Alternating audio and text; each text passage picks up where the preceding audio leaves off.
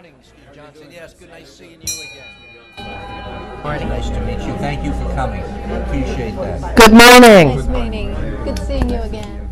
I know we're having a great time socializing with each other, but I'm told that we have to get this meeting going. So welcome to the Port Authority meeting of August the 17th, 2017. We're all glad to be here and glad to see so many in the audience. We will go ahead and start with the invocation. Tim from Anchor House, please, sir, if you would. Yes. Good morning. Good morning. Let's pray. Almighty God, we come before you this day with gratitude in our hearts for how you have met our needs and for the many blessings that you have given us, your children.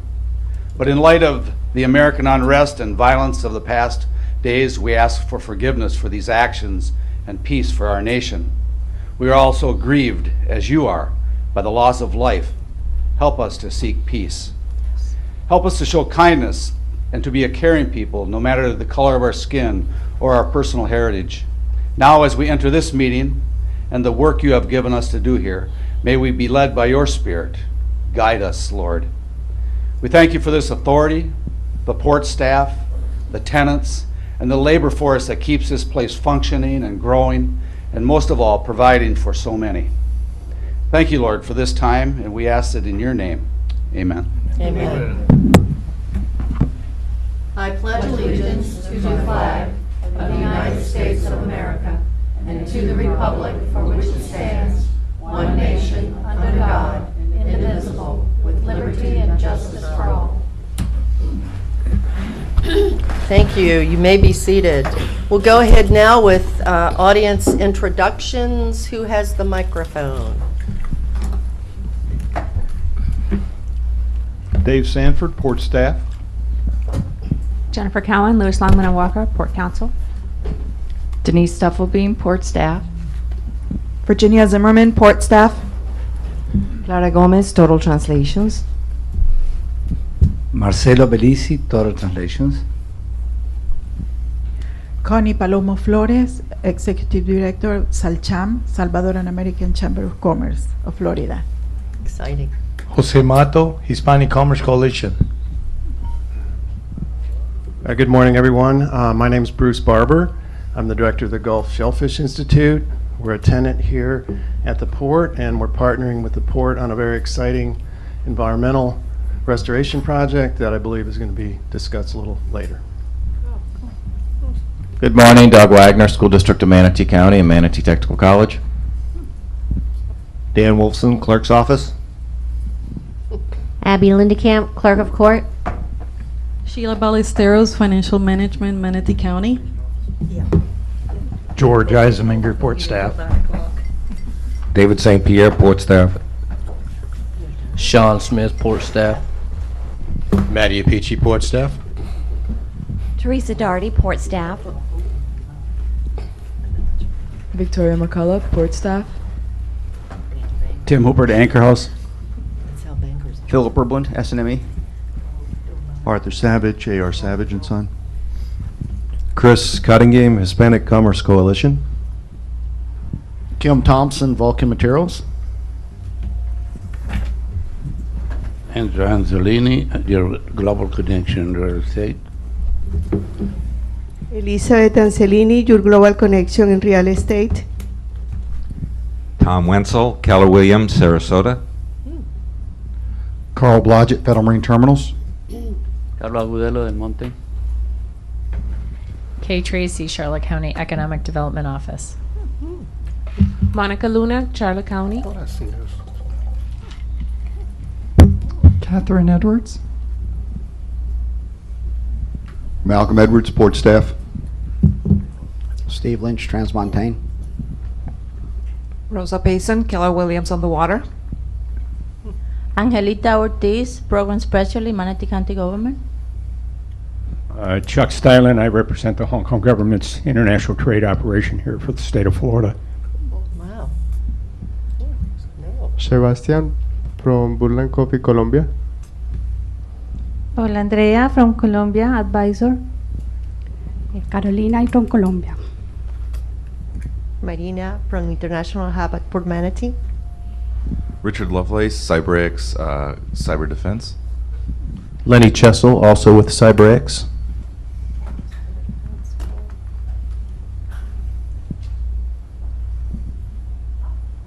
Good morning, everybody. Good morning. I am Barbara Caberna, and I represent Gulf Coast Latin Chamber of Commerce. Ivan Muris, International Trade Hub for Manatee. Is that everybody? She don't know. She's got. Oh, Hannah Morris, Bradenton Herald. Did we get everybody? Yep. Janine Zares, Port Manatee. I thought so.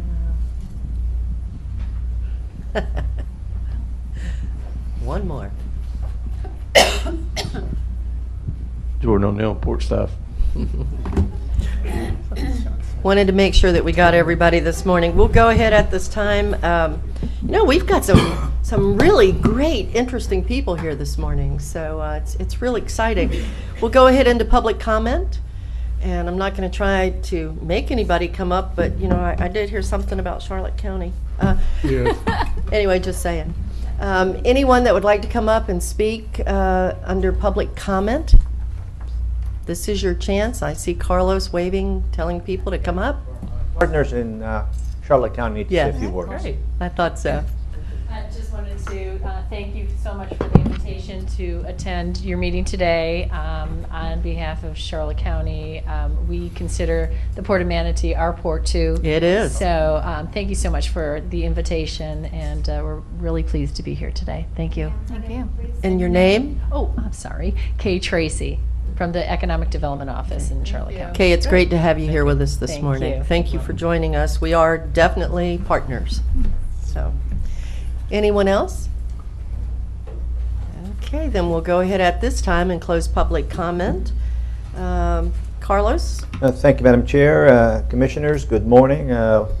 We have quite a full house today, as you can tell, and mostly from Latin American companies. Yesterday at the Chamber, the Hub and the Chamber hosted a coffee seminar. There are several companies here from Colombia on coffee opportunities and coffee exports. We had a 3-4 hour meeting, full house at the Chamber. The chairman, Kevin Delala, was there, and Jackie was there too.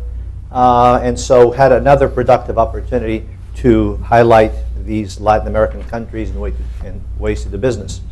And you might ask, why are there so many Latin American companies coming now? Well, 75% of Florida's trade is between Florida, Central, and Latin America. So it's just a natural.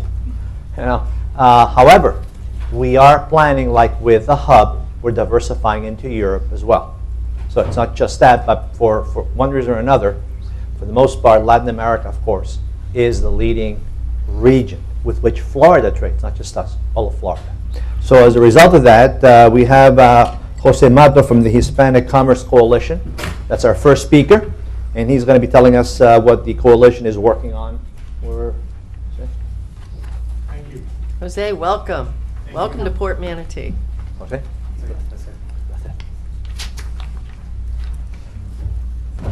There we are. Good morning. Morning. Good morning. Chairman, Ms. Chairman, Commissioners, thank you very much for having me. Executive Director of the Port, thank you for having us here. My name is Jose Mato. Let me tell you a little bit about who I am and what do we do at the coalition. And basically, I'm originally from Peru. I was born and raised there. My dad was a director for NASA, so I grew up all over Latin America, Central America, a little bit of Europe, and basically came to Florida 30 years ago and never left. I worked for Bell Labs and multiple technology companies. The coalition basically is a result of many years of work in Florida. I used to work for the state of Florida for about 4 years, and then I came 1 year for the Department of Commerce, and every year that I work, there were a lot of chambers around. Just South Florida alone, maybe you have 26, 27 by national chambers of Latin America, plus the Europeans, plus everything else. It came about with a single vision. The vision basically to promote bilateral trade in the Western Hemisphere. That vision has actually expanded in the last 2 years. Can we get the next slide? Thank you. And it has a very simple objective. I need to explain a little bit about our roots. We started a coalition. My company is a technology company. We basically, for the last 15 years, we've been producing applications for very large companies like Walmart, American Express, and we do a little bit of transformation for companies. Because of my involvement with international trade, we saw that there was a void of the use of technology for international trade. Not so much on the port side and the transportation and logistics, but on the business side. So we came in and started developing tools that would fit that. And again, not so much for the big companies. The big companies don't need any help. We're the smaller companies that needed the help. And that's how we started the coalition. We started approaching the local chambers that had maybe 200-300 members. They're very restrained on funding for technology, and we said, okay, we're going to help you. We're going to give you all these tools that you need, communications and everything, and we're going to give it to you almost for free, just as a symbolic payment. To help you expand into new markets, help you increase your sales, because that's what companies want to do, reduce the cost of operations, and obviously the lateral improvement of that will be the increase of productivity and efficiency. We focus in 5 particular areas because, you know, trade has many aspects. So we put them in sectors. One is innovation technology, business tourism, and tourism is, for the last 2 years, we've been really focusing. In the international trade arena, 8 out of 10 jobs are related to tourism. That's the amazing thing. That was a surprise to me. I was last year in Europe and we were doing a study. We went to Brussels where the World Trade Tourism Organization is, and they provide us all this data. Until about 5 years ago, leisure tourism was the driver of tourism. No longer the case. 60% of all tourist travel for business and leisure, obviously. But the gentleman travels for a convention and then brings the family, he gets covered. So it's a huge growth on that area. And conventions and meetings is becoming a big deal. The west coast of Florida is, like I always tell, that secret jewel. The South Americans, they all come to Miami. Or maybe they go to Fort Lauderdale, and maybe they go to Boca. They don't know about the West Coast. And I tell people, you got to go there, guys. You guys are nuts. You don't know what you're missing. So we are in the transport. We have a division that is doing the transportation and logistics. We're doing basically applications for warehousing and those kind of things. Trade agreements and investment, very important part. I was involved for 4 years at that. Basically working with the different economic trade agreements that we have, like CAFTA, Mercosur, Indian Pact, CARICOM. And it's very important. If people really take the time to understand a trade agreement, they find that they can do incredible things.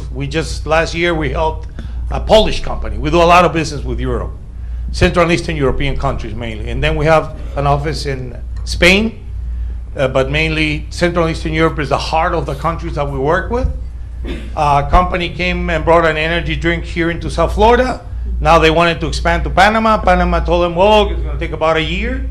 We looked at the Panama-US agreement, and there's a clause there in the agreement that if a product is already federalized in the United States, it automatically can go into Panama. For $1,200, the guy went into Panama. Wow. Yeah, and they told him, oh, it's going to take you a year. So all those little clauses are very important to understand. Business education, we find it extremely important. I think we all do.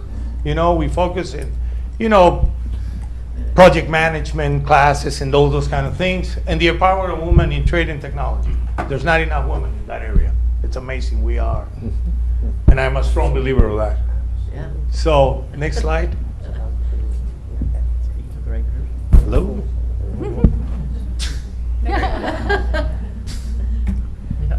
What? One more? One more. Hey. One more. The benefits of our organization is we are not a member-driven organization. We are not a chamber of commerce. We work with the Chamber of Commerce. We get a lot of phone calls of people and tell us from Colombia, South America, and they tell us, I would like to work with you guys. And I said, well, what's the chamber that brought you here? And they don't tell you that, yeah, my voice tends to carry over. With the microphone, it gets a little better too. So we tell them, go and sign up with a chamber. If you're coming from wherever you come from, look for your local chamber. And that local chamber, then you are part of this coalition. We basically work with several markets. Like I said, we are very focused right now in two large initiatives that I'll show you on the last slides. One is Go Americas, which is with Central and Eastern Europe, where we have basically told those folks that this is the change. Oh, great. Okay. So basically, Europe and now Africa. We started studying the African initiative. We're going to have a big fair in September. By the way, all of you are invited, and I will be providing more information about it. We're bringing most delegations from Africa. I don't know how familiar you are with the United States getting involved in Africa. It's under the AGOA project, and Africa is the best big market to grow in. The growth in Africa is tremendous. Wow. The surprising thing, the Chinese already beat us there. Yeah. They've been there for about 30 years now. So, Got so many natural resources. and here's our ecosystem. Our ecosystem is controlled by these 5 business units. We work with strategic partners like the chambers, trade promotion organizations, value-added resellers, economic development organizations, international chambers of commerce. We work through the trade agreements that they coexist with us, with Poland and Europe, Mercosur, Indian Pact, CAFTA, CARICOM, and the United States. Not necessarily NAFTA. And we have grouped the countries by economic blocks because it tends to be easier to manage them. The marketplace that we work with is basically every small and medium-sized organization. We do work with large ones because it's but we really focus in getting the small and medium-sized organizations getting engaged in this initiative. Target sectors basically that we're working today is through government, the chambers, and the trade agreements and investment initiatives that are going on right now. And as I will mention you in the next slides, there's a huge initiative coming from Europe into Latin America, Central America, and the Caribbean. Over 20 billion euros being invested there. We have not been included, by the way, in this initiative. We are the only us and Canada have been included from that initiative of investment. But I can share with you there's a workaround to that because it's a very big investment and we need to be part of it in many ways. In multiple areas, as you can see, food and beverage is one of them, probably the largest one, hospitality, film and media, and we can go on and go on. Practically every sector is involved here.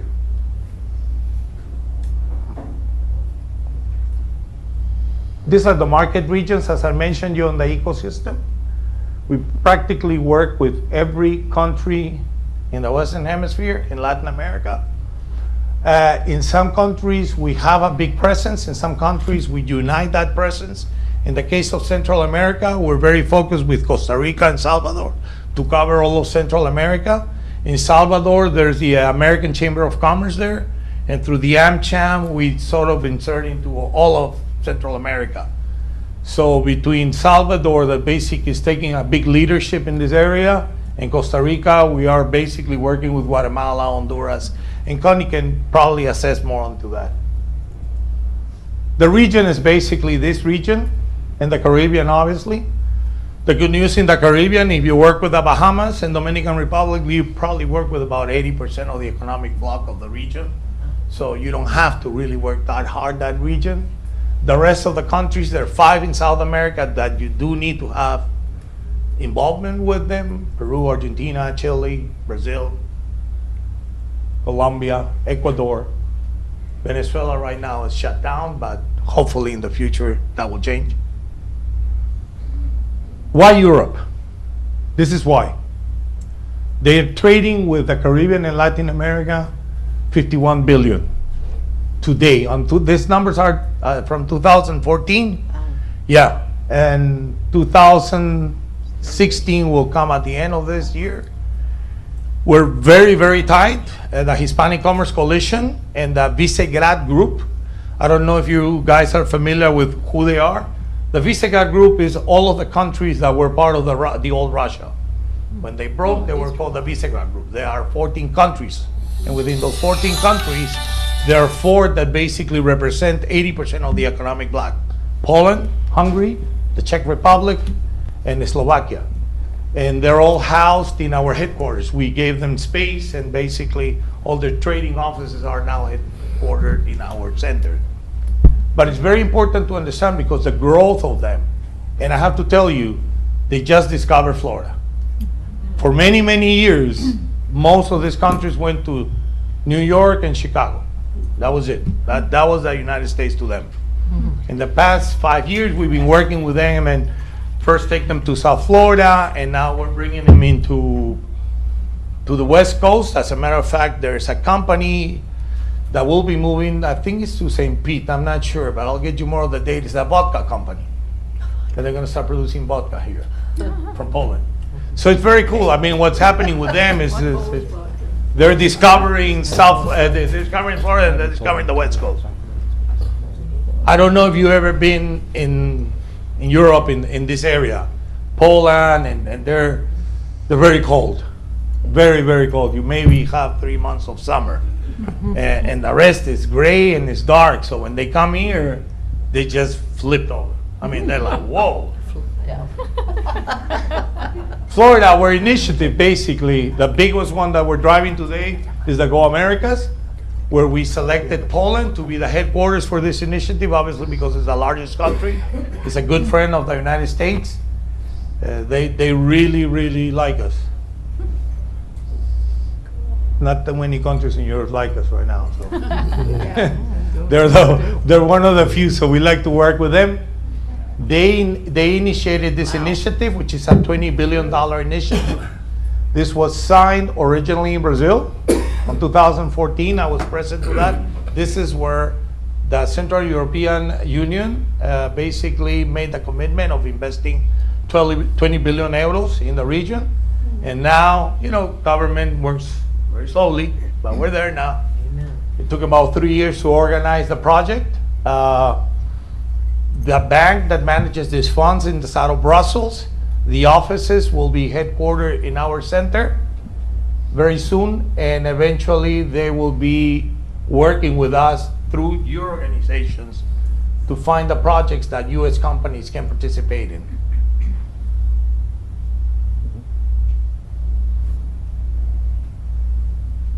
Thank you. We're done. What a timing. These are the initiatives, and I'll be more than glad to talk individually what the funds have to be used.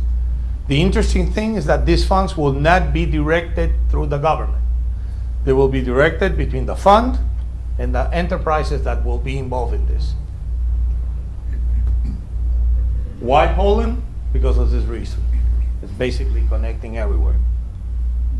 These are some of the organizations that are involved in the initiative. The Africando project is relatively new to us. We were not involved until about a year ago. It is a huge opportunity. They love American products. They really do. They're getting a lot of Chinese products, but we are really the choice. And we're starting to really work very hard to them to understand they need everything. I mean, everything. So I think it's a great opportunity for us. It's a very exotic and new market, but it's a great opportunity for all companies. They're looking to, the United States through the AGOA project is basically looking at economic growth, stimulate development, and the reduction of poverty. That's their objective. These are some of the organizations that are involved. Today, actively, we have about 60. That's not including the 200 organizations that the U.S. Hispanic Chamber of Commerce has brought us to us. So we Hispanics have a saying, no somos machos, pero somos muchos. So we're not very brave, but we're a lot of people. So I want to extend that coalition to serve you guys in your region. I want to thank you for the opportunity you're giving me today, and thank you very much again. Thank you.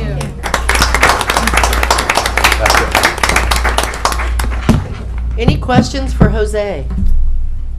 Commissioners? I don't have a question, but I just have a comment. It's very wonderful to hear you talk so excitedly about the opportunities. You know, we tend to get so focused in times like we're dealing with on the negative. We always are reminded about the opportunities. And, you know, this country was built on opportunities. So it's wonderful to see you partnering and trying to bring opportunities with people all over the world. So thank you for bringing that message to us today. Thank you. Anything else? Jose, thank you so much for being here with us today. Thank you for having me. Very informative. Yes, Carlos. Well, thank you. Again, these presentations are done as much to really highlight what Manatee has to offer and to have these companies, as Jose mentioned, that otherwise would not get out of Broward County at furthest, to come up here and be able to see what the other side looks like, and I think obviously they like it better. Next we have Connie Palomo Flores. Here we go. The Salvadoran Chamber of Commerce president. Again, she drove up from Miami yesterday to make sure she was here So it wasn't today. this morning. Wasn't this morning. And so she's going to be briefing us on one of the few countries we haven't yet heard for in Central America, which is El Salvador.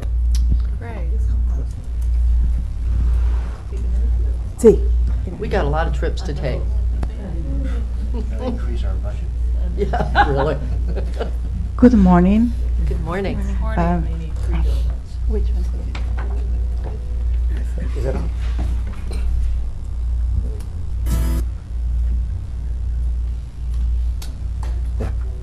El que quiera, para que quiera.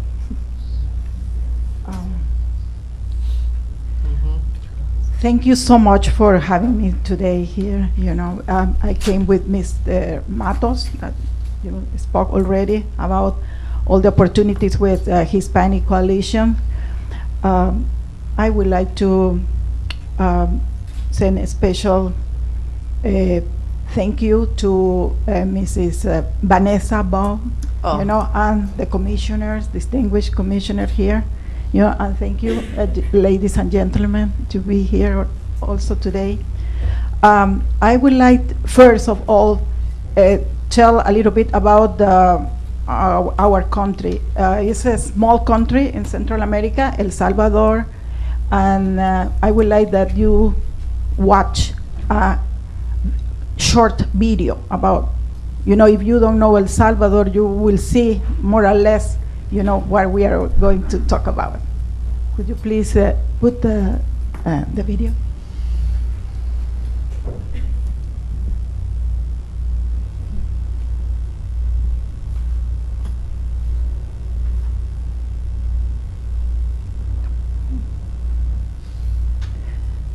There you go. Well, maybe not. It's all right.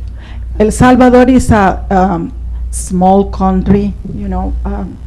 We have a 6.5 million. The population is 6.5 million, even though another 6.5 million is outside from El Salvador. Most of them in United States, Canada, and Australia. Wow. They'll get it, Connie, in a minute. Yes. Sorry. I think.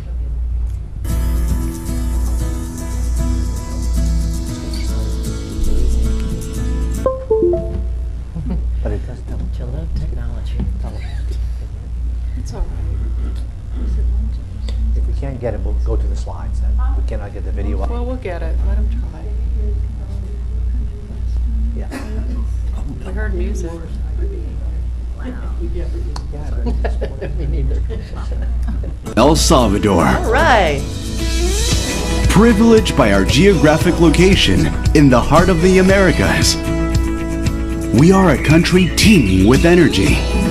Energy that not only powers the machines that drive a flourishing economy, but a highly productive workforce as well. We enjoy legal stability, with a firm bet on academic development, modern infrastructure, and competitive costs. The Salvadoran government is dedicated to promote growth and development through a stable, open, and dollarized economy that encourages investments and business with a range of advantages that help you set up and operate in our country. We've also strengthened our commercial links through international treaties that grant us preferential access to a diversity of markets.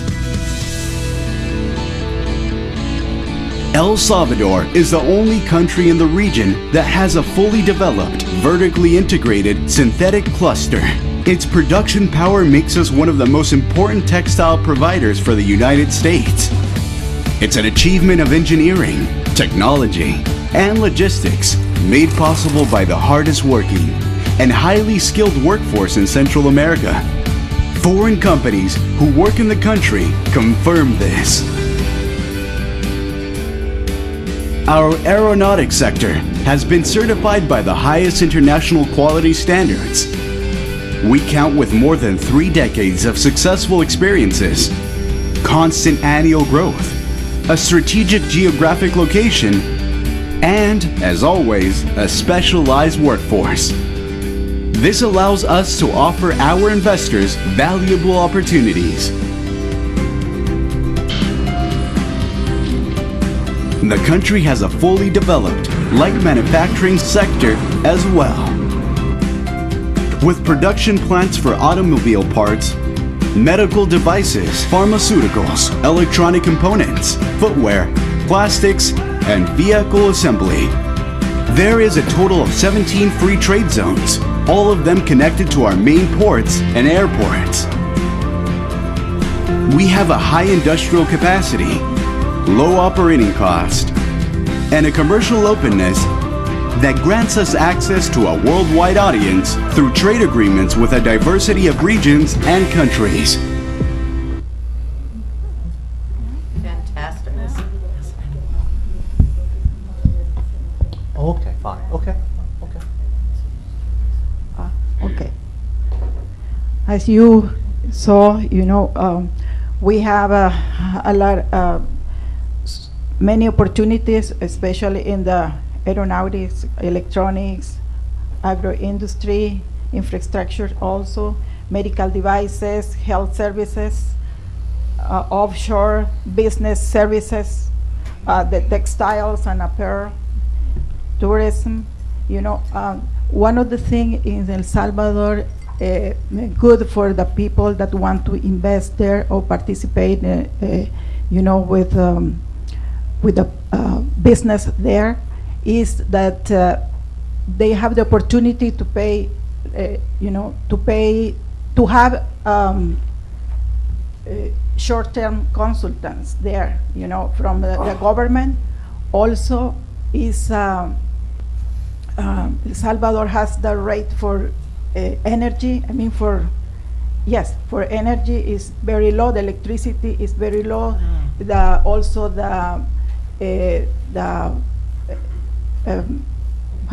Sorry. Take your time. It's No, okay. Carlos will help you. No, when the people, no, because I don't remember in Spanish also. Oh. A mind reader, that's my next. That was good. Yeah, we do everything but that one. Okay? We've all been there. Yeah. We've all been there. More times than I want to admit See, to. the salaries, salarios. Okay, the salaries are low, especially for the people that come from United States. The difference is a big difference. Like $300 a month. Oh. Yes. That's the low salary. Salario mínimo. The minimum. The The minimum wage. salary. The minimum wage. wage. Yes, that's it. Okay. The minimum wage is $300, a month. Very low. Also the taxes are low, and we have dollar. The dollar is good because because it's different from the other countries from Central America. You know, that's it's a good thing for our country. Let me see what else. You know, this presentation is going to be available, you know, through our page. I am going to be outside, and we have cards that you can take and watch that, you know, through our page, as I said. Also, all this information is provided by Export and Investment Promotion Agency from El Salvador, which the name is PROESA. You know, in case that you want some information, you know, you can contact me also, and we can be, you know, we can give you information about all the opportunities that we have there. You know, we can contact with the people there. I also have the directory of all the companies, you know, in El Salvador, that you can, you know, take a look for in case that someone is interested in that. You know, there are so many things that we can help in, you know, in conjunction with Mr. Matos. You know, that he spoke a lot today about that, you know, and it's the only thing that I want to tell you. Thank you very much for having me here. Thank you. Thank you, Connie. Commissioners, any questions, any comments for Connie? I'm sorry, is that? Well, I was trying to see if anyone had any questions for you, but yes. I want to make sure that I understood correctly, because this is amazing to me. Okay. Did I see 20% annual growth up on your video? Yeah. For aeronautics? For aeronautics. Wow. Yes, yes, the amount that appeared, yes, we have. That's fantastic. It's fantastic, yes. Yeah. This is one of the best things that we have there. Mechanical Service Center is in Salvador. Wow. Yes. And medical advices also, we have that. Okay. Yes. And do you have 2 ports? We have 2 ports, yes. Don't you? Well, you know, we're hoping to Yeah. work something out on Well, that. you know, we are planning to have your, you know, authorities from your port. Yes. In our country, we are planning to do that. Good. For next year, at the beginning of the next year, you know, we are planning to invite them, to invite you. You know. Absolutely. Yeah. Wonderful. It's going You to know, be a good for us also. And you don't know this, but Commissioner Trace and I, every time, you know, we're putting a list together of all these countries that we're going to visit. So yours, of course, will be added. So one of these days, we will be there. Carlos, is it We'll be gone a while. Yeah, it's going to take a while. Is it possible for the authority to come up and get our picture taken with Connie and Jose, please? Absolutely. Of course. Wonderful. Thank you. It go. would be an honor. Yeah. Thank you. You got questions back there? They want to ask questions back Oh. there. Well, let's do that first. Okay. Okay. Let's do that first. Needs a Please, sir, You need to go on. We have 2. Mike. We have 2 mics. We're getting one. Oh, they can come up and stand in line. Dáselo. Sí. Termina.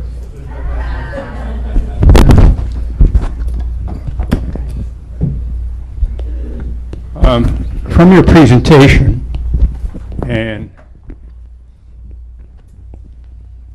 having read your website, it seems to me that you have 2 primary objectives. One is to attract investment into the country. And the other was that you mentioned preferential access to foreign markets. Do you have any intention to try to help the U.S. export its products into El Salvador? Or are you purely looking at this in terms of your own priority of attracting foreign investment and then using your free trade activities to attract somebody to come in so that they can export to those countries? What is your attitude about trying to help the United States actually export to El Salvador, or is this not a priority? Of course, yes. Yes, it is. You know, it's bilateral, you know. And I think that must be for all the countries. Must be bilateral. Okay. Because it's not only to bring things from investors. We also are looking for investors here in United States and from United States, visit them and take advantage of all the services that we have, the same thing, as I said, bilateral. Do you actually have a strategy to target specific Florida industries or companies who could offer their products to El Salvador? Yes. Through the Chamber of Commerce, we help the people. When they contact us, we check what they need, because not everybody needs the same thing. According, for their priorities, we check what they want, and we find out all the information. If they are looking, if they want to sell something from here, as an example, we get, we contact the people there. Sometimes the United States want to sell things, and then want to sell things to Central America, and then they need to contact with some people there, some organizations. We help with that. That's what we do. I'm sorry. Excuse me, just a moment. I'm sorry. Before we go to the next person, would you please tell us your name and who you're with, sir, for the record? Chuck Stylen.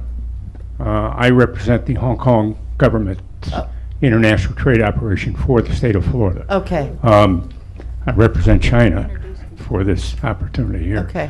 All right, and thank you, that's sir. my concern. Okay. Is because being an outsider who came back to the United States 5 or 6 years ago, the weakness that I have seen since I've been back is that there has been no Florida export strategy.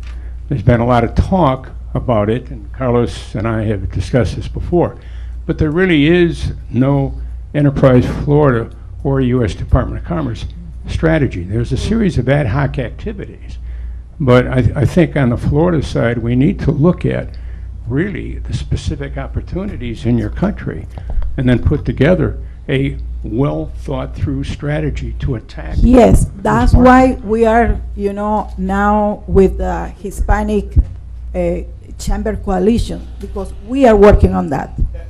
Let me add to your point. You need the mic. You have to get the mic, Jose. Just because it's on TV. Thank you. Number one, yes, you're absolutely right. I used to work for Enterprise Florida, so I agree with you 300%. We've been doing many things for a lot of people, and that doesn't work very well. It never does. So what we have done, basically looking at the state of Florida, is you saw those 5 sectors that I showed at the beginning: innovation, technology, and those things are things that the United States is very strong at, and that we as an export country that we are need to focus in coming into those countries and really help them there, because that's one of their weaknesses. These countries in Central America and Latin America are very big producers of raw materials, but they don't do transformation to their materials. They have been doing it forever. Example is Chile, for example. Another example is Peru. Those 2 economies have exploded in the last 10 years. And the reason is because the U.S. came and invested in those countries by selling them processes, technology, and transforming the raw materials into finished products. So that's truly what we can come in and do very well. We just don't do it in a very organized manner. And that's something that I would love to sit down with you and anybody of you and talk, because we're actually doing it. We're actually opening offices in those countries and doing the grind work.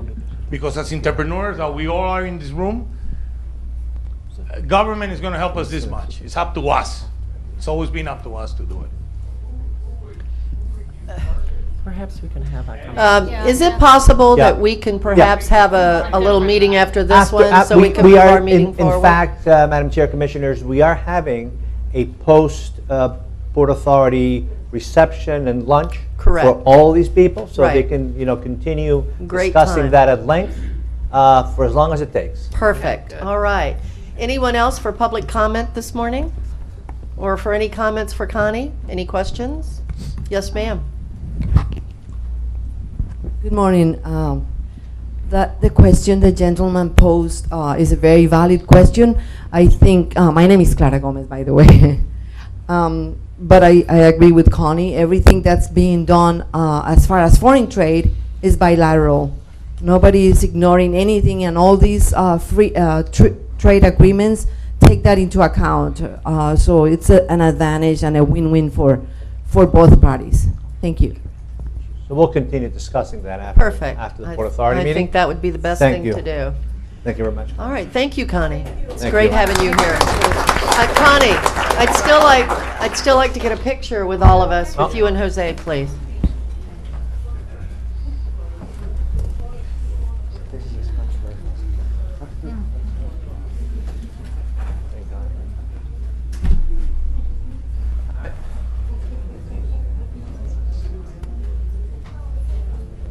I think it's better. Bueno, ponte aquí al medio.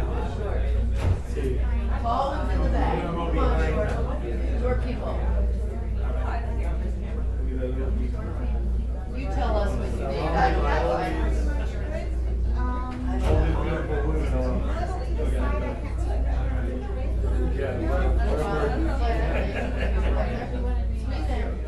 Can she see?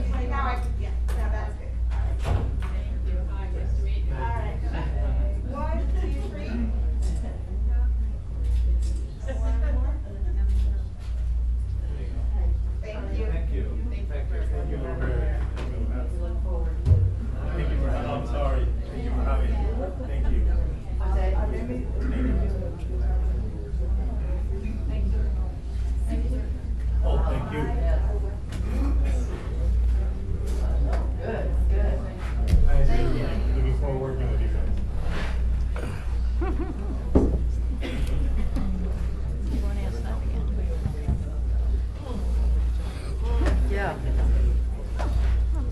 Hello? All right, Carlos, next is the consent agenda. Commissioners, anything on consent? I move we accept the consent agenda. Second. We have a motion to approve by Commissioner Trace, second by Commissioner DeSabatino. All in favor say aye. Aye. All opposed, nay. All right, moving forward, number 4. Thank you very much. We're now on the regular agenda. What we'd like to do, Madam Chair, we walked in, as you know already, an agenda item supplemental number 1. It's consideration for a memorandum of agreement for dredging of certain berthing areas in the inner basin. Dave Sanford, who has been working on this, can explain it further if you wish, or if not, we would look for you to consider for approval.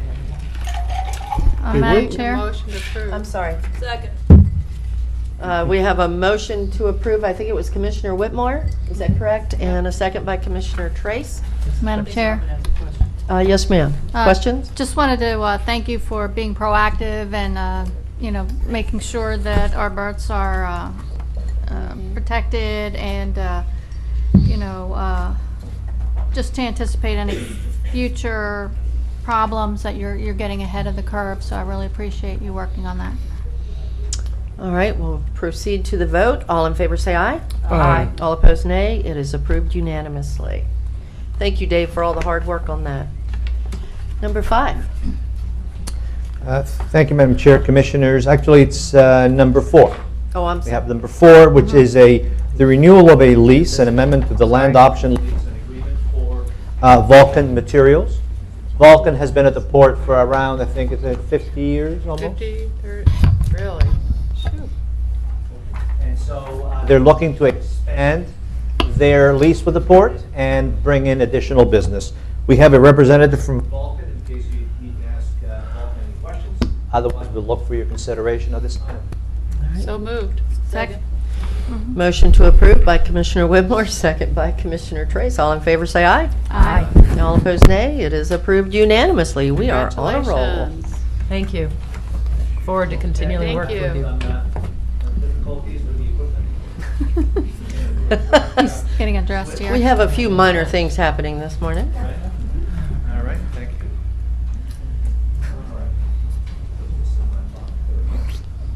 You good Okay. now, Carlos? Back up and running. Okay. Next, With your indulgence, Madam Chair, it's item number 5. We need to reach higher and higher at the sport. And as a result Genie High. of our outreach program, we have purchased a Genie High Reach. Some of our lighting here at the port, as you know, is 50, 60 feet high. And our old one just wasn't cutting it. And we wanted also to replace it with a piece of equipment that was safe, because obviously, it's a human life that goes up there, to do the work. Your consideration would be appreciated. All right, any questions? So moved. Second. Motion to approve by Commissioner DeSabatino, and boy, Priscilla Trace, you were busy this morning. Second by Commissioner Trace. All in favor say aye. Aye. All opposed nay. It is approved unanimously. All right, moving forward. Thank you. Item number 6 is a Birth 7 addendum. As you know, back about 5 years ago, we experienced a small, let's say, failure in infrastructure for the birth. And as a result of that, we looked, as we were doing Birth 9, to take the opportunity to repair Birth 7. It's not a full rebuild. The cost is shared with the state at a fraction of the price that we would normally pay for it. And so we will have a brand new, almost a brand new berth, able to handle any ships that we need to position at that area. So moved. Second. Okay, Priscilla, I'm not going with you this time. Motion to approve by Commissioner DeSabatino, second by Commissioner Whitmore. All in favor say aye. Aye. All opposed nay. It is approved unanimously. Go ahead. Madam Chair, Commissioners, next is the Manatee County Port Authority legislative priorities for the upcoming year. Dave, who put them together, is of course here, and if you wish, he can go over some of the highlights. Dave, do you want to give us a breakdown?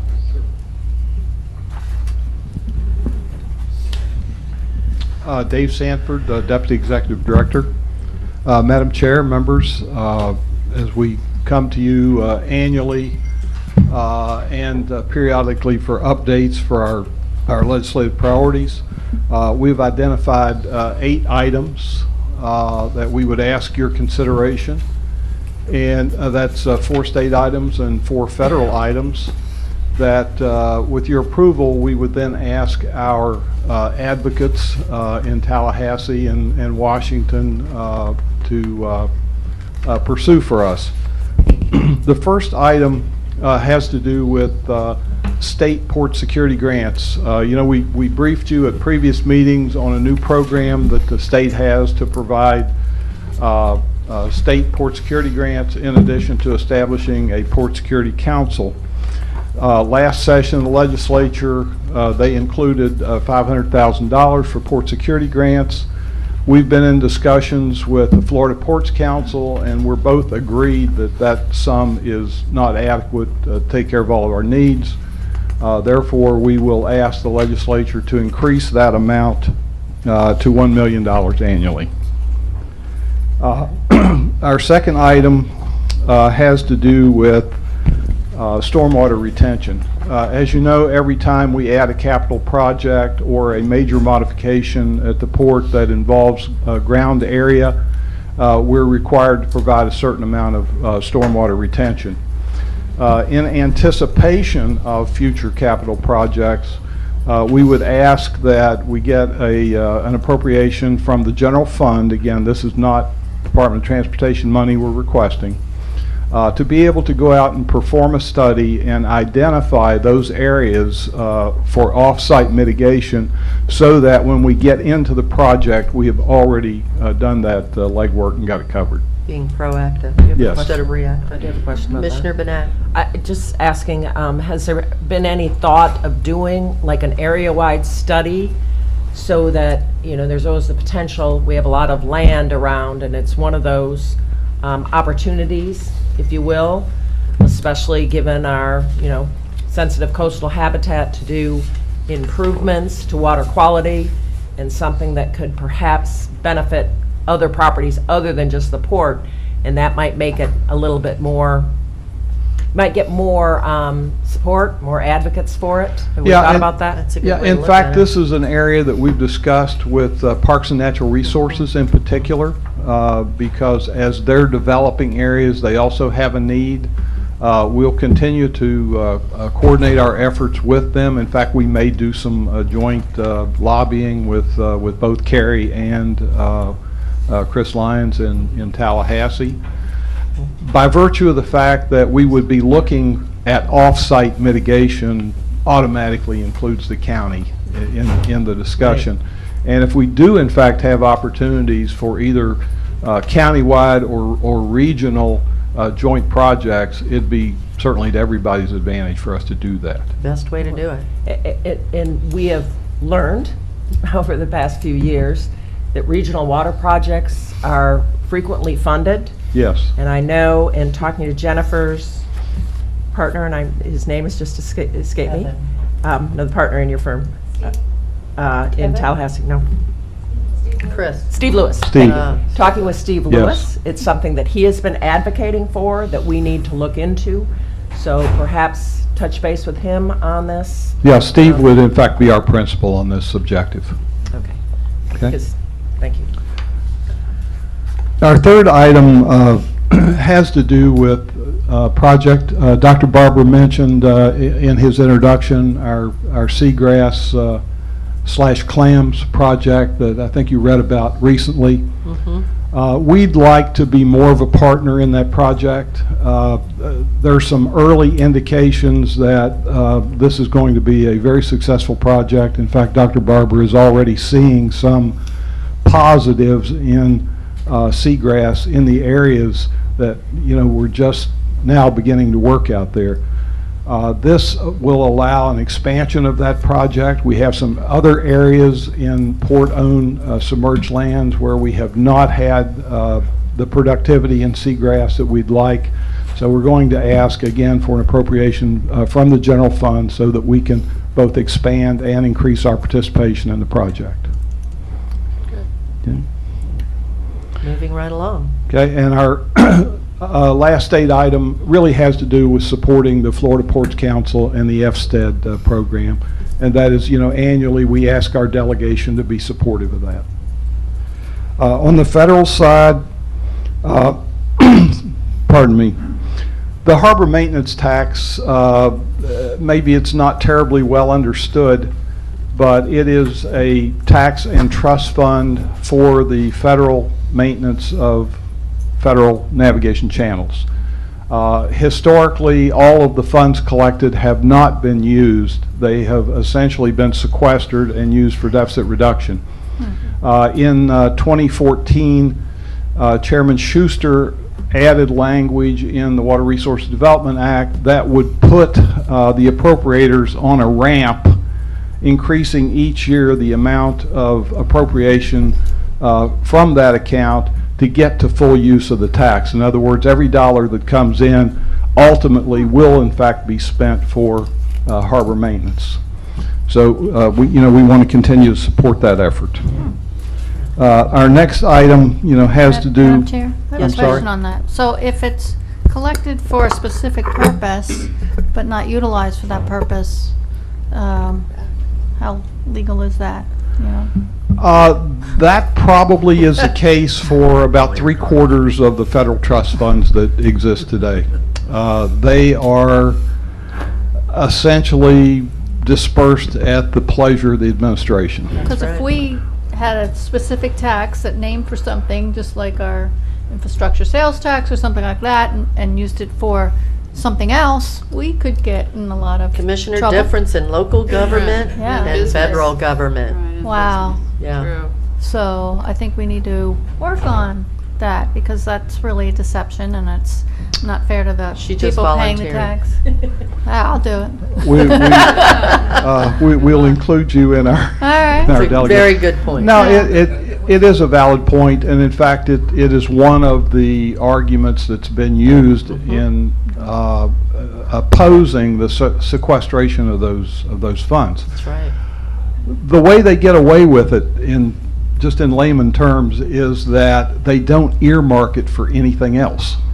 Okay, those funds just simply go. end up on the bottom line of the federal balance sheet. It's like So a shell that game. they don't become an expenditure. Might call Congress. It happens, Huh. And happens that's- in all kinds of trust funds, Right. unfortunately. As Yeah. you know, affordable housing. Affordable housing, good Well, point. we all need to work on that. You know, honestly, I haven't looked at that for a year or so, but it was in the neighborhood of about $1.5 billion a year. But again, this goes back historically to the inception of the fund in the Water Resources Act of 1986. So maybe Mr. And it's just been contentious all the way down the line. In fact, in 1995, part of the tax was struck. It was originally a tax on both imports and exports for harbor maintenance, but the U.S. Shoe Company contested the exports part as being in violation of the Commerce Clause. It went all the way to the Supreme Court. The Supreme Court agreed with U.S. Shoe, struck that part of the tax, and cut about a third of the revenue out at that time. From that time forward, there has been a real hesitation to allocate all those funds to dredging. I think it's a great Something. goal for us. Yeah, that's something. It is. We It's have called been- transparency. Yes, we've been working on Yeah. that for some time. And Well, Congressman relationship Buchanan is on exclusive. board with us. Yes, he is. Yeah. Yeah, because if we did that, we'd Oh, I know. not be sitting here, It's very frustrating. Yeah. right? Okay. Yeah, we'd never get We'd be reelected. sitting next door, right? Yeah. But again, this is, you've seen this on our legislative priorities for the last couple of years. Okay. Well, I think we now have a new mission. All right.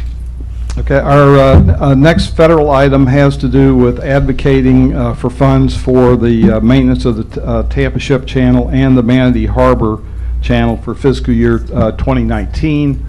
Originally, we were scheduled for a maintenance dredging cycle in 2019. We had our last cycle at the end of 14 into January 15. And since that time, we've had additional storms that have moved material into the channel, which is why we're getting essentially an emergency dredge that Carlos described earlier. So we want the Corps to stay on schedule, so we're going to advocate that they continue to budget that 2019 event in the event that we have more severe weather that would cause us to have to dredge outside of our normal 4 to 5 year cycle. Good. I bet Ted Poe could help with that as well. And our last item has to do with port security grants. They have been extremely important to us in being able to maintain both our security infrastructure as well as our systems and networks for access control. The administration's budget has cut it way back. It's never been funded at the authorized level of $200 million. It's typically been $100 million. And the administration's request of only $48 million or a 52% reduction would simply hamstring not only us, but the whole system of ports in the nation. So we certainly want to ask 21st Century Group to advocate for that. Absolutely. Okay? That concludes my presentation. Any other questions, Commissioners? Commissioner D17. Regarding the dredging we have to do, they do every 5 years. Yes. So the spoils on that, do they still go into our area, or are they contemplating having another Our area. Manberty Key type area? No, when we did the maintenance dredging in 2014-15, we were concerned, as was the Corps, that was the last event that we would have capacity for in our facility. Right. And as a result of a very good bid, the Corps essentially had money left over, and they were able to use that money to manage that site, to add capacity to the site. They've been very successful in their efforts up there in trenching and improving the outlet work so that the material dewaters faster and then it compresses. And at last look up there about a month ago by the Corps, we now have enough room up there for about 3 additional events. Plus, they're going to continue the offload, the drying of the material for the offload to Washington Park. So it's really a win-win for everybody. And it causes us to have to avoid either adding a cell to Manberti Key or raising the dikes on our existing facility. That cost would be in the millions and millions of dollars. So Good job. yeah, Thank you. it's worked out well. Yes, sir. Commissioner Smith? Dave, where we at with the 88 acres? I know we had discussions in Washington D.C. Dealing with the 88 acres, and I know you and Charlie have been up there on several occasions. I know you talked to the our lobbyists up there also with it. That's not part of your initiative here. Are we moving forward with that, and what's the update on that issue? Yes, no, that's very much a part of this. Certainly the offload of the dredge material management facility is directly related to these maintenance dredging events. And in lobbying for the funds for the dredging event, that money is also included for the offload and the management of material. We want to make sure that the district's request is both included in the President's budget request as well as in the congressional appropriations. And Commissioner Smith, if I may, I know that you and Charlie Hunsaker had a meeting with the Army Corps Yes, about that we specific did. thing. So that is absolutely moving forward. All indications from the Jacksonville district are that they're on schedule. In fact, they're very pleased as well with the progress that they've made up there, and they have been able to move a good bit of material and have it stockpiled. We hope to have a schedule from the Corps at the beginning of the next FY. As soon as they get their allocation from DC, then we'll see after October 1st what kind of a schedule and timeline they're going to be on. And if I may, Commissioner Smith, you might want to bring that up in our CIP when we're finishing the budget. Yes, I will. Yes. Okay, what is the pleasure of the board? Well, I just have one other thing, you know, and we heard today about the importance of Enterprise Florida and working closely with Enterprise Florida and having a strategy for ports. So it was a very interesting discussion that we got to listen to. Wasn't on our agenda. But, you know, once again, it cites the importance of things like Enterprise Florida. And we do have that, of course, on. We haven't seen our legislative platform. I don't. Did we see a draft? Have y'all seen the draft of the platform? For the Next. coming up with For us? No, not yet. I did talk to Nick about it. I've talked to Nick yesterday. about it, so it is on there. I just Yeah. wanted to note that is something that we, of course, are continuing to advocate for. Initially, I thought maybe we should put it on here, but we already have it on our platform, so I'm just bringing that up to see if y'all are. Yeah, in fact, Nick and I discussed that. Okay. Yeah. 2018 elections are right around the corner. Yeah. That's all The I'll only say. thing that I would note in addition is, you know, Carlos briefed and you approved our maintenance dredging event coming up. That's actually a precedent setting because FSTED and FDOT funds have never been used for dredging before. And we just simply tested the waters and they agreed that they would provide a 75% share of our dredging. The last time around, it cost wonderful. us almost $500,000. Wow. You guys This time, rock. it's going to cost us $87,000. Thinking outside the Wonderful. box. Wonderful. Yeah. Good job. All right, what's the pleasure of the board then? Move we approve? Wow, all right. We have a motion to approve by Commissioner Trace, a second by Commissioner Johnson. All in favor say aye. Aye. All opposed nay. It is approved unanimously. Good job, Dave, thank you. All right. If I may? Yes, Thank you, Madam please. Chair, Commissioners. Our last item is probably the most important one for the year. And I'm going to bring our financial director. We also have, of course, with us 3 financial experts from the clerk's office to help with any questions you might have. But we work on these budgets with them. This year's budget, again, shows growth on the top line and pretty much, you know, flat, a little bit higher on the bottom, but we are going to be making more money than we're going to be spending to make that money. And part of the secret here is to utilize existing facilities instead of building new ones to bring in more cargo, and that's what the port specializes in. Maximization of existing facilities and infrastructure. And that's what makes this really work effectively. coupled with Dave's dredging magic. That then with a deep draft makes us even more effective, and not spending money, until we're ready to partner with someone. There are no more speculative projects on this budget. We just don't build something in the hopes that somebody's going to come.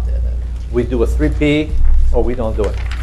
And I think if someone cannot work with us when we put in 50% of the skin, if they cannot come up with the other 50, the project might not be viable. That's right. So that's why the budget and the reserve, which keeps growing, right, Mr. Wilson? Keeps growing dramatically every year. Keeps on growing because, again, we are really keeping the revenues and investing them only when there is a absolute certainty of a return. Well, I like that first. That's that looks outside good. my window. And I was every time I actually see talking vessels, about, yeah, the numbers up there. Oh, yes, Yeah. yes. Denise Stufflebeam, Port Staff, Madam Chair, Commissioners.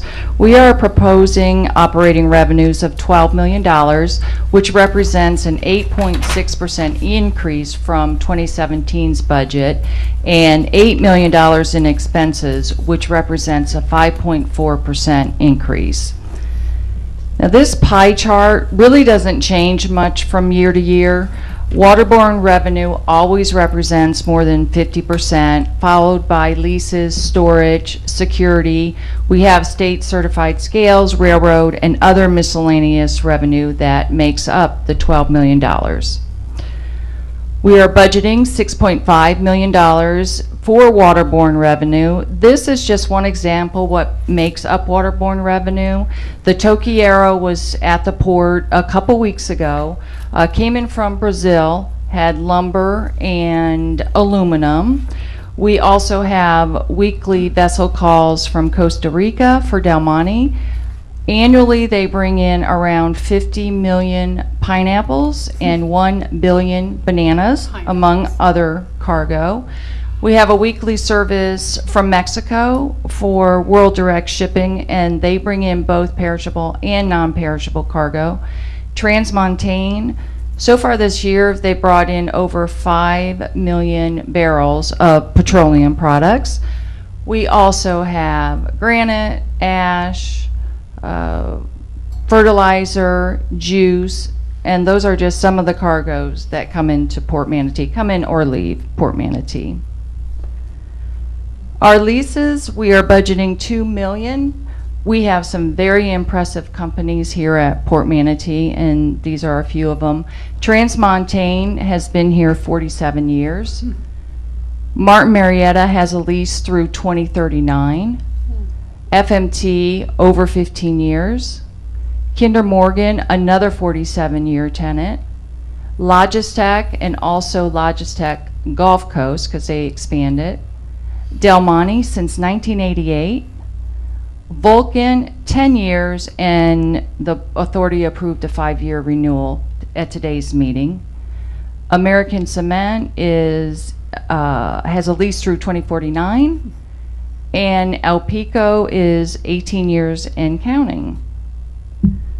Our storage revenue, lumber is our top revenue generator for storage. We also have aluminum, slag, fly ash, several other cargoes throughout the port that make up storage revenue.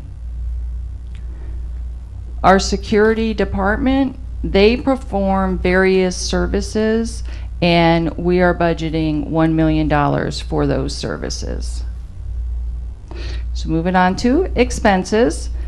Our salaries make up 46% of our operating expenses. Security operates 24/7, and that requires significant staffing. Now, we do get some of that back from the billings on the security fees to offset that. We are also budgeting for 5 new employees, and it does include a 4% merit increase. Our fringe benefits, health insurance costs are budgeted to include the 7% anticipated health insurance increase. Our utilities, we do receive some of that back because we invoice for those that use the cold storage warehouse. We have our legal fees. You know, our motto at Port Manatee is WWJS. What would Jennifer say? I love it. Oh, Jennifer. I love it. And she won't say it for free. So, so we budget for that. That was priceless. That is so That was funny. perfect. We have the She is blood red. the other expenses really are just the expenses to run a port. They are detailed in your agenda package by line item, and I'd be happy to go over any if you have specific questions on them. So that is the end of my PowerPoint, but I want to share a clip of what happens when I call a budget meeting. The first clip shows how I wish everyone reacted, and the second clip is how everyone does react. She's so funny. Hey, Deb, there's a budget meeting today. Budget meeting? Sweet. Budget meeting. Budget meeting. Budget meeting? If you compare last quarter to this quarter, you'll notice that there's a strong fiscal pattern moving. Donuts. That is so funny. Hey, Maddie, there's a budget meeting today. Budget meeting? Oh! Budget meeting. Budget meeting. Budget meeting? So if you compare this quarter to last quarter, you'll notice that we've experienced an increase. Nobody Oh, that was so good. She's good. That's great. Thank you. So it's obvious we need to keep our day jobs, but Maddie absolutely gets Best Supporting Actor, and he also gets the most enthusiastic participant when I bring out my video camera every year when I do this. You know, I think you should present to us more often. Yeah, Oh, thank you. That was great. Are there any questions? Commissioner Whitmore. I remember, and some of us up here remember, and you kind of hit it on the head. Years ago, we built all these warehouses, and then Carlos came and said, we don't have any business in them. Yeah, So they were build it, they empty didn't warehouses. So it was a selling point, but it took years to get it full. So I'm very proud to see what we're doing now. You didn't mention what was in the reserves. I was going to bring it up under comments. I am so proud of you guys, because at one point through all this, because of the recession, because we put all our eggs in one basket, we didn't have the diversity for the revenue. And I think at one point, wasn't our reserves 500,000? I don't think that low. 1 million? I do recall 1.8 million. Okay, because now it's almost 7 million. And that is over half of our operating revenue, and that is a good, strong business model. So And we want to I'm very continue to proud of grow you. it, yes. And you guys are tight as drums. Yes. Now, you've said you've added 5 positions, and you would not add them unless they're necessary, so I'd like to know what they are. There's a new position in our scale department. We have 2 long-term employees who are both in drop, and so we are getting ready for that. We have a new position for HVAC, a mechanic, and then 2 laborers, because when employees left in the past because of our financial situation, this is a couple years ago, we just didn't replace. And so now we're at a point where we are able to start building our staff back. Good, I'm proud of you. Thank you. Commissioner Johnson. I don't know, just looking at it from my standpoint, it looks great. I think Carlos and we talked earlier in the week, and I kind of look at this as we're the investor, so now I'm looking for my return. You're getting it. The cash position is getting stronger and stronger, and I think maybe we need to sit there and determine whether we need to do some, where's Dan, debt restructuring at some point, or get some plan. I mean, you're doing such a good job of becoming a little cash Yes, and machine, that's but- where Dan will come in. Did Dan hear that? Yes. Dan, did you hear that? He didn't hear it. Say it again. Say it Debt again. restructuring. Debt restructure. I'm just saying, now that we're accumulating Can't all see this his cash, face. and everybody likes cash, but on the same standpoint, I'd love to get a dividend. you know, I mean, that'd be great, but, you know, but I think we need to sit there and monitor that cash position going forward. You know, it's a great thing to have. You can see our debt coverage, you know, is off the charts type of thing, and those are all good things, but, you know, you're looking at putting in another, what, almost $1 million this year. You got 7 million in reserves. I mean, financially, we're doing great. Had a But great at the year. same time, you got to manage that. You gotta pay your Yes. debt. Thank you. Any other questions or comments, commissioners? Good job. All You right. make it fun. Yes, thanks for making the She does budget that all fun. the time. Because I'd be one of those.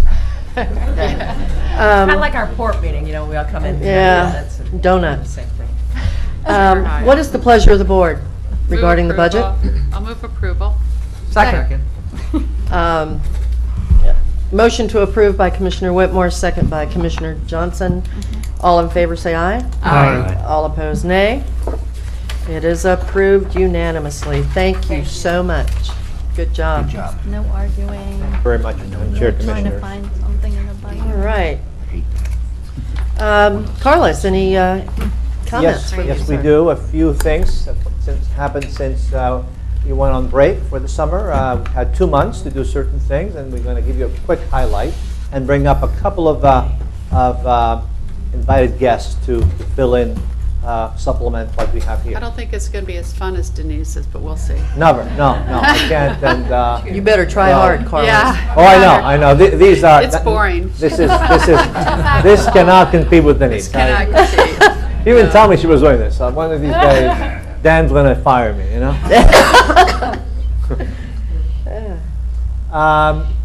Record container volume. So thank you to the Yay. staff.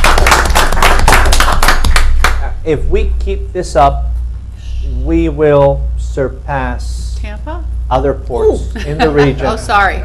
Other ports in the region quickly.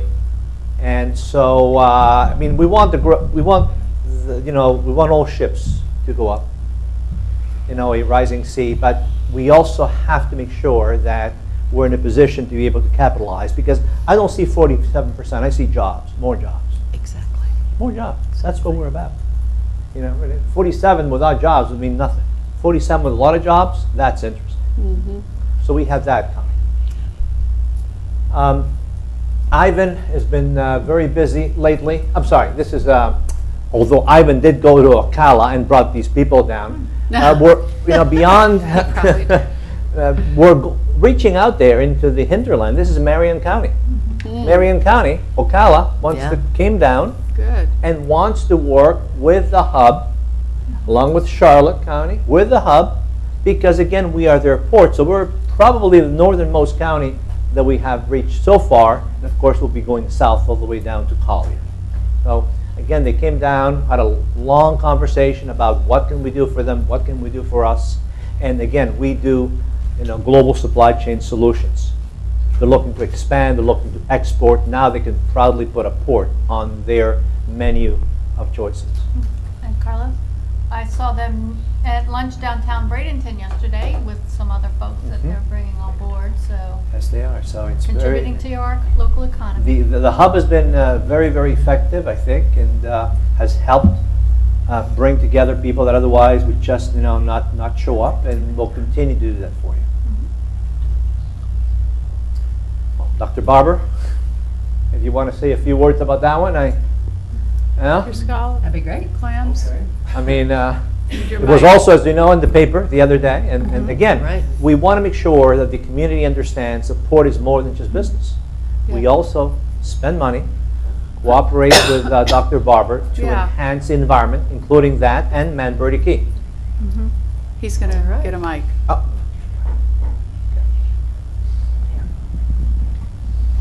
Okay, sure.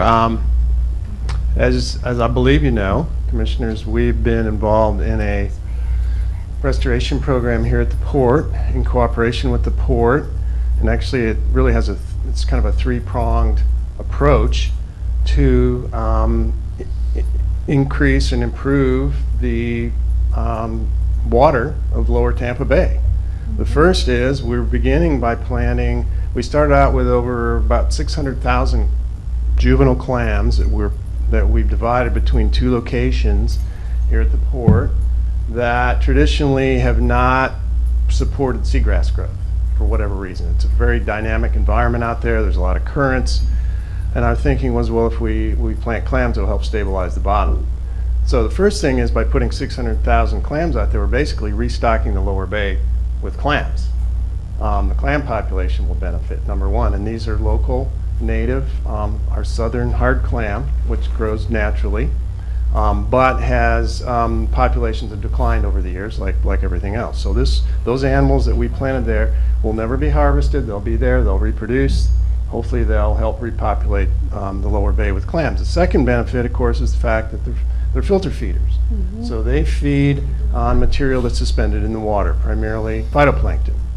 And of course, phytoplankton production is influenced by nutrients coming into the bay, so the clams help clean the water. When the water gets cleaner, it gets clearer, allows light to penetrate further, which then in turn supports seagrass growth. And seagrass is very important in the bay as a nursery habitat, supports a lot of other organisms and species throughout the bay that are of recreational and commercial importance. And the other thing that the feeding of the clams does is basically brings nutrients from the water down to the sediment. So one of the things we're documenting is how the clam activity is changing the characteristics of the sediment and in effect is fertilizing the seagrass. So we're anticipating that we are going to see some increased seagrass production near where the clams are planted and hopefully help fill in some of these barren areas. Now, it may take several years for that to occur. It's a fairly slow process, dynamic process, but we're trying to document this, and to our knowledge, this is the first large-scale attempt to utilize clams as a way to restore habitats. Oysters are the traditional model organism for habitat restoration, but clams are different because they don't form reefs, intertidal reefs. They bury themselves down into the sediment, so they're very compatible with seagrasses. And we know that seagrasses help protect the clams. Clams help feed the seagrasses, so it seems to be a very dynamic interaction. So we're trying to document this. So in a way, it's a research program that we're going to help hopefully collect some data. Well, we are collecting the data. I'd be happy to come back and show you what we're finding so far at a later date. But this is really an attempt to demonstrate the effectiveness of this approach, which could potentially be applied elsewhere. Good job. Madam Chair. Yes, ma'am. Thank you for all you're doing. And are you working with the Tampa Bay Estuary on The this funding for what we're doing now is administered through the Tampa Bay Estuary program, and thank you for asking that. Right. I failed to mention that in the op-ed article. Through what's called their Tampa Bay Environmental Restoration Fund, which is money that's collected from various counties and other organizations, primarily to support projects that have a direct restoration component. Right, and I brought that up because I've been sitting on the estuary for a few years now, and we're in the process now with the Bay mini grants. So any of your partners can apply for these Bay mini grants, and the money for these mini grants is obtained through the Tampa Bay Estuary license plate. That's why you see I have the license plate on there. So the money comes from that, and the deadline is September 15th. For getting on the list to get funding, and who can apply. Any groups in our counties. Funds were dispersed through the different contracts. Both nonprofit and for-profit agencies can apply, and it's really to promote public involvement for restoration of our waterways to improve water quality, habitat, fish and wildlife, and so forth. So really appreciate your working with us. It's really important to this county, all the counties, and as you all know, the Manatee is on 3 estuary boards: Tampa Bay, Sarasota, and Charlotte Harbor. And so you're on Charlotte this year, you're on Sarasota, and I'm on Tampa. So it's really interesting to watch and see how these programs grow and help our region, and helping the water quality, which is so important to our region. Thank you. No, thank you. Thank you. Commissioner Whitmore? Thanks to everyone here at the port as well for their help and And, cooperation. Dr. Barber and I and Charlie Hunsaker met with the U.S. Treasury through the Gulf Coast Consortium. And do you want to explain a little bit? That could help with the funding, some of the funding. Yes, And how to write the grants. We are working with the Manatee County with respect to their Restore funding, which ultimately has come or is coming from the Deepwater Horizon oil spill from 2010. So that's coming through what are called different pots, as in pots of money, I guess. That's the way I look at it. And of course, there's slightly different requirements for each pot. But we have been working with the county to essentially utilize some of that funding. Hopefully we'll receive some of that funding to help stimulate, augment the production of commercial shellfish aquaculture in Manatee County through applied research. So research similar to what we're doing on the ecological side here, we want to also be able to do for the commercial shellfish industry locally to help augment the coastal economy, create more jobs, get more fresh, sustainably produced local seafood into our markets. So that's an ongoing process as well. Thank you so much for being here with us You're again welcome. this morning. Anytime, it's been my pleasure. It's a wonderful program. Carlos, anything else, sir? Yeah, a few more things. And again, Maddie continues to travel the U.S. Pursuing opportunities at the Baltimore Finished Vehicle Logistics Conference. We continue to have vehicles as an opportunity for expansion and diversification. Safety, security, fire, we continue to coordinate with the North River Fire Department, to practice the port and to make sure that they're all aware what needs to happen at the port. And so we've had this 70 firefighters, 7 different tours to make sure that that fire department is fully familiar with every facility we have here, and it's just common sense. They should be doing that at least once a year. Absolutely. Also, Commissioner, the LEPC, and you have staff that go to that meeting. Next Wednesday is the meeting, and we have a continuation of land use, so I won't be able to go. So if you could bring back the agenda and send them my apologies not being able to go. It's a great meeting. I love going to that. Thank you. This is some of the photo shots that we did yesterday at the coffee conference Cool. at the chamber. They're all hyped One up. of our guests here was dressed as a coffee maiden. Coffee maiden. Coffee maiden, Samples? Yeah, and so there were samples all over. And again, this is an initiative by these companies to market, sell, distribute directly from the growers. This is not Folgers. It's not some of the other large Maxwell House coffee, let's say, giants. This is about the growers wanting to distribute and sell good coffee in Manatee County. And again, they came from Miami, thanks to Ivan's efforts, bringing them up. They're here today. In fact, they'll be going on to Ocala tomorrow. Ocala tomorrow. So they're really getting to see all of the west side, west coast of Florida. This last slide, I believe, is a Guatemalan seminar. Ivan was representing the hub in Guatemala. He was invited to go. He did about, how many altogether, Ivan? Would you come up, please, and explain? And Clarita, who is Guatemalan, was able to set up all these meetings for him. Clara, you want to? Levántate. Hi. Okay, thanks. Good morning, Commissioner. Good morning. Yeah. We had been the last week in Guatemala, invited by the Chamber of Commerce of Guatemala, ATO Sport, and the Ministry of Economy. That is, this gentleman is the Vice Ministry of Economy, a very active guy. We met 114 companies there. They are very well organized. We have 4 presentations and we have 21 individual meeting with companies, and I visit 3 companies in their own facilities. One coffee makers in the top of the wall, very nice, but a little bit more. But really, it was a very good experience. I think that they were willing to come here to visit us at the end of this November after Thanksgiving. We will see if we can organize that, and maybe will come 4 or 5 companies done for that. It was very interesting because it's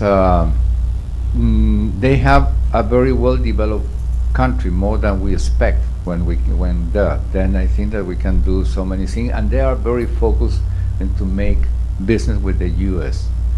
At the same time, I want to mention just 2 things about what yesterday Carlos said that was really wonderful.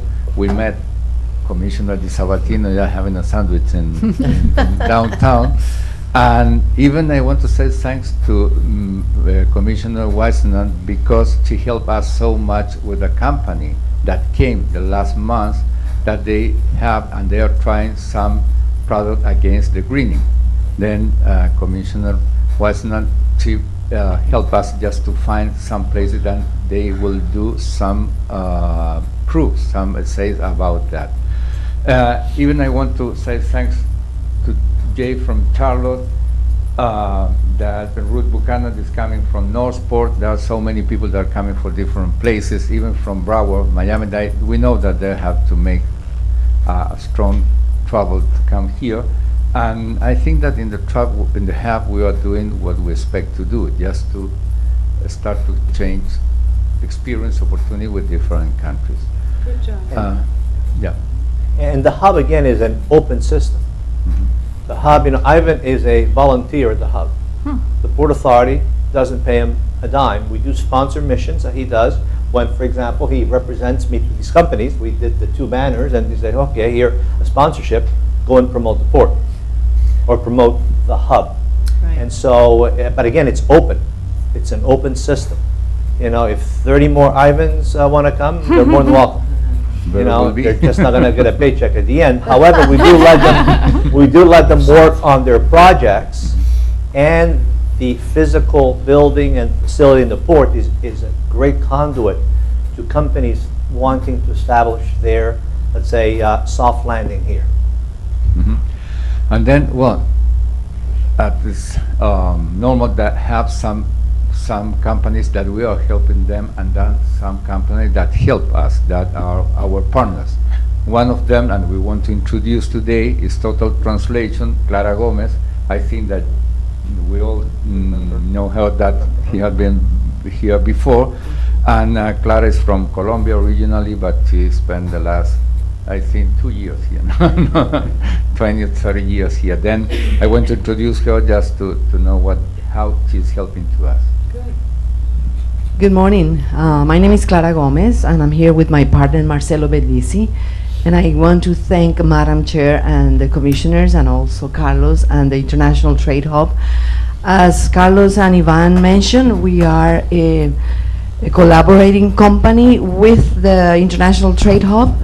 Our company is been in business for over 22 years in Florida, and we help importers and exporters with their language needs. So we translate from English into many European and Asian languages, and also into English from those many languages. So the port is very important to us. I feel like this is my home now. I need to move to Manatee, and thank you for having me here. And so we're really making an effort to bring, as Carlos said yesterday, we're not waiting, and that's the port, not waiting for customers to find you. We go and find customers, and I'm part of that effort. I've known Carlos for many years, since Port Everglades. So I'm part of that effort to bring South Florida and foreign companies to the West Coast. So thank you very much for giving us the opportunity. Thank you. And again, the networking will continue after this meeting and during lunch, for these companies to have a chance to continue to develop opportunities with each other. Wonderful, wonderful. Thank you very much. Commissioners. And that's the extent of my remarks. Thank you, Madam Chair. I have to say, You know, sitting on this is my 5th year on the Port Authority, and what a change. What a change. I mean, you know, we are certainly, the hard work that all of you have done is really paying off. I mean, you can see it with what's going on, and what a great team. What a great team. So proud. And you know, it's really wonderful that so many other counties, so many other areas in Florida are realizing that it's not just Manatee that has Port Manatee. It's so many others in the state of Florida that this is their port as well. So it's a regional port. It's wonderful.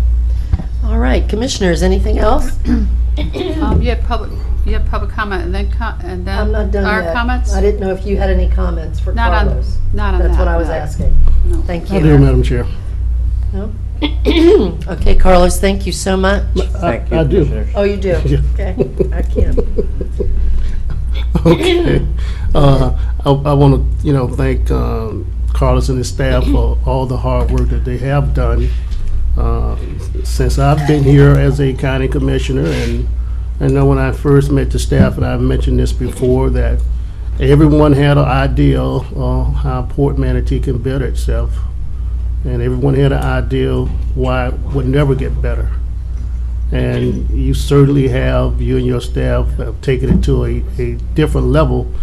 If you look at the revenue that's coming in now, and you look back where Port Manatee was at, 5 years ago, you have truly taken it to another level. You brought stability to the port. You bringing these wonderful people in here to tell us about the businesses that they run in their respective countries, the partnerships, the possibilities, and the fact that this being shown across Manatee County. People who watch this here can reach out to you and to the individual that spoke today about international trade. So, I mean, it's just getting better and better, and the more you bring people in here who want to take control of their own destiny and reach out to other foreign countries for investment opportunity, and to also bring opportunity back to this port and to the United States, you have much success in what you've done with this. And I see so much potential with the port, and every year it's getting better. And so I just want to say that you guys are doing a great job. Absolutely. Thanks, Commissioner Smith. You hit it right on the nose. Commissioner Trace. Ivan, I was very happy to meet with you all, and let me tell you, if we could solve the greening problem through the Port of Tampa, you think revenues look good? Boy, that'll be something. And I know all the growers in the area are looking at what we're doing at those plots, and so we have a lot going on. So there's should be proud of what we're doing. That we're looking forward, trying our best, and really finding some products that are solving problems and helping people, and that's really what it's all about. Thank you. Commissioner Johnson, Robin, anyone have anything? Well, I love the WWJS. Yeah. What will Jennifer That's going to be my say? new thing. That is great. What would Jennifer No, you say? did good. And just wanted to thank you all. I mean, it's always a pleasure coming here. I can't say it was in the past. It's just great to see, all the different participants. It's kind of like the League of Nations here, and good way to put it. And it's just so refreshing to see presentations and how we're growing and reaching out and creating jobs and helping our economy. And I just wanted to thank you all for being hands-on. I mean, everyone's lease and how many years they've been here and the incentives they have. And I can't say this enough. I always appreciate Carlos informing us of where he's going, when he's coming back, what his mission is. And we have other people holding down the fort that we have their information at all times, and that's very comforting and reassuring to us. And I just wanted to thank you that all your hard work has not gone unnoticed and is very much appreciated. Thank you. Thank you, Carlos. All right, we'll go ahead and move to public comment. Anyone from the public want to come forward? Catherine. Come and, for the record, your name, and come up to the podium. Catherine Edwards. There are a lot of warm fuzzies at the meeting this morning, and that's great, especially given the representatives that we have from other countries. But with this agenda, the Port Authority is kind of shooting itself in the foot. And it's simply because there are people from other countries here. And so when the agenda calls for a Pledge of Allegiance, that's alienating the very people we're trying to attract. Uh-huh. And I think we just need to be aware of that, and perhaps strike that from the agenda for the Port Authority. No, ma'am, I would No. not agree to that at all. No. The second thing is that the early bird gets the worm. And as reprehensible to some as it may be, I think that the Port Authority ought to consider some preliminary studies on the mechanics and on the legal maneuvers necessary to look at the importation of marijuana in 20 to 30 years. Thank you so much. Anyone else like to come forward under public comment? Thank you.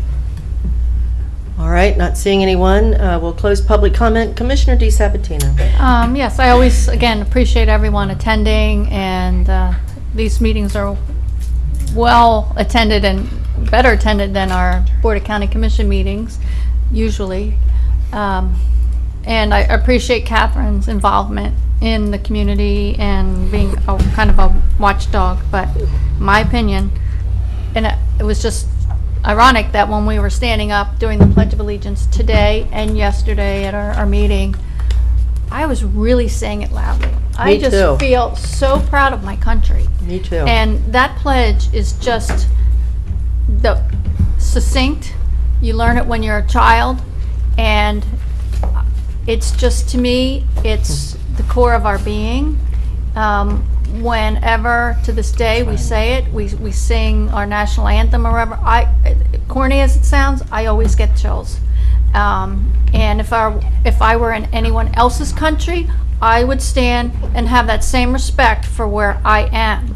So in this day and age where everything is so controversial, and I think Commissioner Benak had all these phone calls this morning about an event coming up next week, about statues and this and that. And I was talking to my husband last night, and I said, you know what?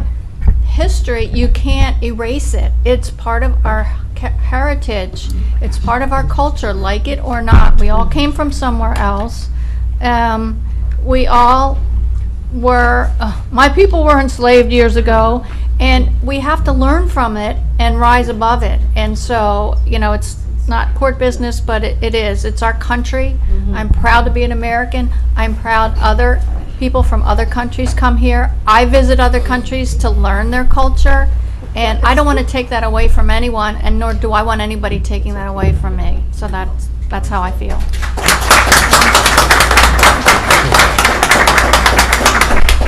Thank you. I want to add to that what she said.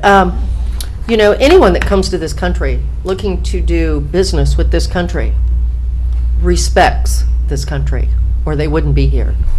And to even insinuate that we should not do the Pledge of Allegiance to our country, Commissioner DeSabatino said it correctly. If I was in, and I have been, in foreign countries where their national anthem has been sung, and I've stood up and showed respect. I have seen other countries, people do their pledge as we do here, and I've stood up, and I was proud to do so. Because if I wasn't proud to be in that country, I wouldn't be there to begin with.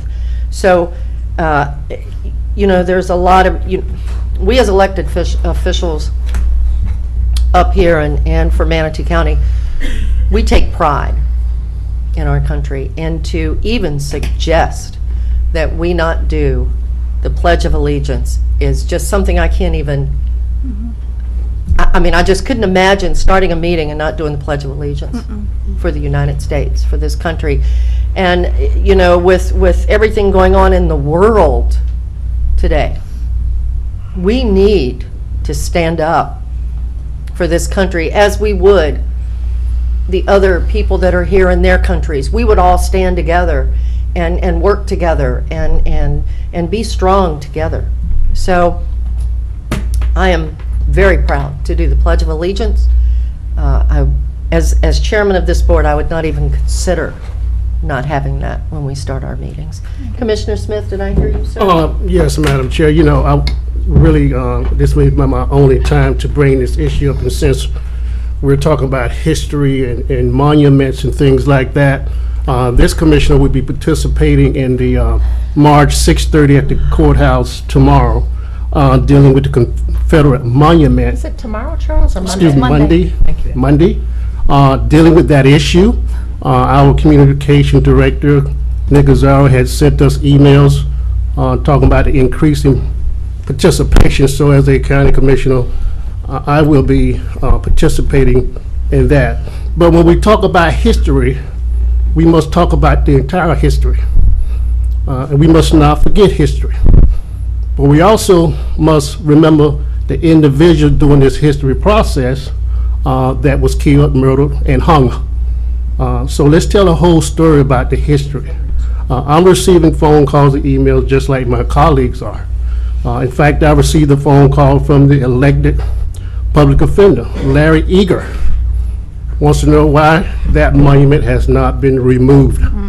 Got an email from a judge who, a veteran, wants to know why that monument has not been removed. I'm going Monday because I don't know what's going to take place. I'm going to make sure that this don't become the Charlottesville. And I'm going to participate to make sure that we don't have any illegal activity that take place or anyone that actually get hurt or harmed. That's my position as a county commissioner. So to my colleagues and my good friends, much respect to you, much love to you. I will be moving forward as people who have called me to put this on the agenda as soon as possible. We all are Christians. Yes. From our respective places. We all come from the same people. No matter what foreign country you may be from, you are someone. Your history, your background, your religion, we should all embrace whatever you worship. And I fully believe that we all are brothers and sisters, saying that you have every right to express yourself in the most decent fashion that you see fit. We all collectively have different issues in background and upbringing that we must deal with. Certainly, as we move forward in America, that we will find out that all of us should be treated equal, that we all have agendas that we need to do in the name of God. We may disagree the path to take, but at the end of the day, we must have unity. And so that's what I'm pushing for, unity and understanding and communication and open dialogue. And there's no sense enough continue to put this in a situation where we don't talk about it. I'm very concerned about what's going to take place this weekend across America, to be upfront with you. That may put some fire on what may happen Monday. So I'm watching TV, I'm getting phone calls. People are concerned. And so as community leaders, and everyone here is a community leader in your respective place, you are community leaders. And you know people in your community that you can reach out to that are afraid for the first time in America in 50 years. That they don't know what's going to happen or their child going to come home. And I'm not picking no sides. I'm just laying out the facts as I see it. And I may be wrong and I stand to be corrected. But I'm praying that what takes place Monday, that it be peacefully, that it be orderly. I have received emails from some of the participants that's going to attend that. And so I'm very concerned. I just want to say that for the record, since it's the only time I get a chance to talk before Monday. And I look forward to talking to some of you later, at a later date, dealing with these issues. But thank you. Thank you, Commissioner Smith. Commissioner Banat. Okay. And yeah, I've been texting and on the phone with the county attorney, because all of this stuff is coming up very, very fast.